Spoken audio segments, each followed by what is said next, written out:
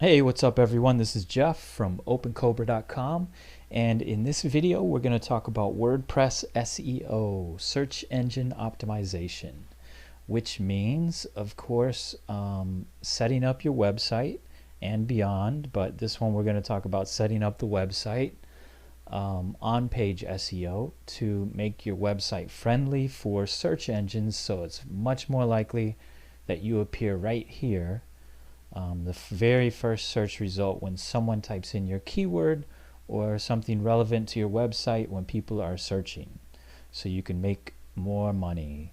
So let's get right into it. Log into your dashboard, and the dashboard is controlled by all the different units on the left. You can control them by clicking the arrow up and down, and if you'll notice, first thing is there's this circle with the number 1 in it, meaning saying updates. So anytime you see that circle, it means something needs to be updated, whether it's a plugin or whether it's a theme or anything else. Something needs to be updated. So let's do that first. Akismet needs to be updated. We'll talk about that in a second. Let's just get it updated. Click on it, update, and Akismet updated successfully. So when you go back to the dashboard, you'll see that that circle disappears because it's updated. So let's move on to posts. Post, of course, is where you actually create a blog post. And you put in the title, you put in your information. If you notice over here, you have categories. Categories makes it easier for visitors to find information on your website. So if you have a website about pets, instead of having to sift through all of the information, you can set up categories for one for dogs, one for cats, or maybe you have different kinds of dogs. You have pit bulls and Rottweilers and German Shepherds, so you can make each one of those a category, so it helps visitors find stuff on your website. And it also, if you use keywords for those categories, it can help you in the search engines because the keyword will be on the page of your post, and it will also create new pages for every single category. So that keyword will be in the URL as well under categories. And let's just talk about tags real quick. Categories, you can organize information. Tags are just so people can find information. So if you have a search button on your website and someone types in WordPress SEO, maybe this post will come up and it just helps them find it. It is good. It's helpful for search engine optimization too, but I wouldn't stress too much about it. If you put the major keywords in there, 2 or 3 tags for each post is good. Don't get carried away and start putting 10 tags. It just looks spammy and people don't like it, and search engines probably don't like it either. I don't know for sure, but so that's that on tags. And you probably want to create some new categories right away.